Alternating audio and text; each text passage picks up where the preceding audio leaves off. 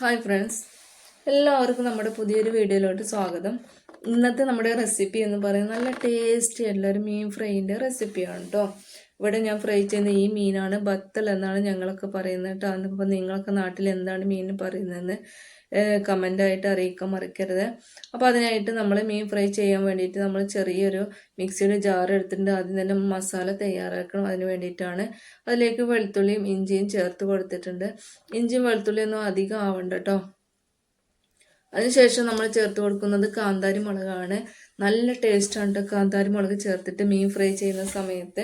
അതിനുശേഷം നമ്മൾ കറിവേപ്പില ഇട്ട് കൊടുത്തിട്ടുണ്ട്. ഇനി നമ്മൾ തക്കാളിയാണ് ചേർത്ത് കൊടുത്തിട്ടുള്ളത്. തക്കാളിക്ക് പകരം വിനാഗിരിയോ നാരങ്ങ നീരോ ചേർത്ത് കൊടുക്കുക കേട്ടോ. പുളി എന്തായാലും ചേർത്ത് കൊടുക്കണേ, ഇല്ലെങ്കിൽ വാളംപുളി ചേർത്ത് കൊടുത്താലും മതി. അതിനുശേഷം വലിയ ജീരകമാണ് നമ്മൾ ചേർത്ത് കൊടുത്തിട്ടുള്ളത്. ഇനി നമുക്ക് ആവശ്യത്തിലുള്ള ഉപ്പിട്ട് കൊടുക്കാം. അതുപോലെ തന്നെയാണ് നമ്മുടെ മീൻ കളറിന് വേണ്ടിയിട്ട് മഞ്ഞൾപ്പൊടി ചേർത്ത് കൊടുക്കണം. ഇനി നമ്മൾ ചേർത്ത് കൊടുക്കാൻ പോകുന്ന മുളക് പൊടിയാണ്. ഇത് എരിവുള്ള മുളക് പൊടിയാണ്. കാശ്മീരി ചില്ലി ഉണ്ടെങ്കിൽ അത് ചേർത്ത് കൊടുക്കാം കേട്ടോ. ഇനി ഒക്കെ കൂടെ ചേർത്ത് കൊടുത്തതിന് ശേഷം നമ്മൾ നല്ല പോലെ ഇതുപോലെ അരച്ചെടുക്കണം കേട്ടോ. നല്ല പേസ്റ്റ് രൂപത്തിൽ അരച്ചെടുക്കുക. എന്നിട്ട് നമുക്കത് മീനിലേക്ക് ഇട്ട് കൊടുക്കാം. എന്നിട്ട് നല്ല പോലെ കൈ ഉപയോഗിച്ചിട്ട് മിക്സ് ചെയ്തതിന് ശേഷം 1 മണിക്കൂറെങ്കിലും റെസ്റ്റ് ചെയ്യാനായിട്ട് വെക്കണം കേട്ടോ. ഞാനിവിടെ 1 മണിക്കൂർ റെസ്റ്റ് ചെയ്യാൻ വെച്ചിട്ടുണ്ട്. അപ്പോഴാണ് മസാലയൊക്കെ നല്ല പോലെ പിടിച്ചു വരിക. അതിനുശേഷം നമുക്കിത് ഫ്രൈ ചെയ്തെടുക്കാം. അതിന് വേണ്ടിയിട്ട് പാൻ അടുപ്പത്ത് വെച്ച് കൊടുത്തിട്ടുണ്ട്. പാന് നല്ല പോലെ ചൂടായതിന് ശേഷം വേണം എണ്ണ ചേർത്ത് കൊടുക്കാനായിട്ട്. എണ്ണ നല്ല പോലെ ചൂടായിട്ട് വേണം മീൻ ഇട്ട് കൊടുക്കാൻ കേട്ടോ. ഇല്ലെങ്കിൽ നമ്മുടെ മീനൊക്കെ പൊടിഞ്ഞു പോകാനുള്ള സാധ്യതയുണ്ട്.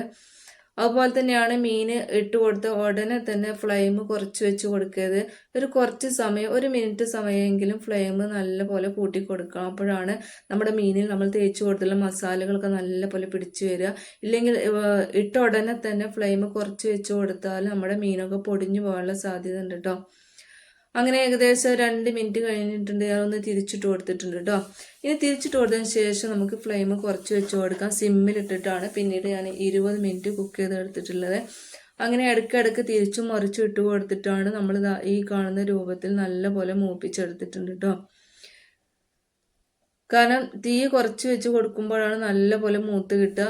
കരിഞ്ഞു പോവാതെ നല്ല പോലെ മൂത്ത് കിട്ടും. ഇത് 20 മിനിറ്റിന് ശേഷം ഈ ഒരു രൂപത്തിലാണ് കേട്ടോ നമുക്ക് മീൻ കിട്ടിയിട്ടുള്ളത്. നല്ല ടേസ്റ്റാണ്. അതുപോലെ തന്നെ നല്ല സ്മെല്ലും ഉണ്ട്. നമ്മൾ വെളുത്തുള്ളിയും അതുപോലെ തന്നെ ഇഞ്ചിയും കാന്താരി മുളകൊക്കെ ചേർത്ത് കൊടുത്ത സമയത്ത് നല്ല സ്മെല്ലുണ്ട് കേട്ടോ. അതിന് നല്ല സ്മെല്ല് മാത്രമല്ല, കഴിക്കാൻ നല്ല ടേസ്റ്റാണ്. അപ്പം മീൻ വാങ്ങിക്കുന്ന സമയത്ത് കാന്താരി മുളകൊക്കെ കിട്ടുന്ന സമയത്ത് നിങ്ങൾ ഇതുപോലെ ട്രൈ ചെയ്ത് നോക്കുക. നല്ല ടേസ്റ്റുള്ള റെസിപ്പിയാണ്. അതുപോലെ തന്നെയാണ് ചോറിൻ്റെ കൂടെ കഴിക്കാൻ നല്ല ടേസ്റ്റാണ്. എല്ലാവർക്കും ഇഷ്ടപ്പെടുന്ന നല്ലൊരു മീൻ ഫ്രൈ ആണ് കേട്ടത്. അപ്പോൾ വീഡിയോ ഇഷ്ടപ്പെട്ടാൽ ചാനൽ സബ്സ്ക്രൈബ് ചെയ്ത് സപ്പോർട്ട് ചെയ്യാൻ മറക്കരുത്. അതുപോലെ തന്നെയാണ് നമ്മുടെ വീഡിയോക്ക് ലൈക്കും കൂടെ കൊടുക്കാൻ മറക്കരുത്. നല്ല വീഡിയോയുമായി വീണ്ടും കാണാം. ബൈ.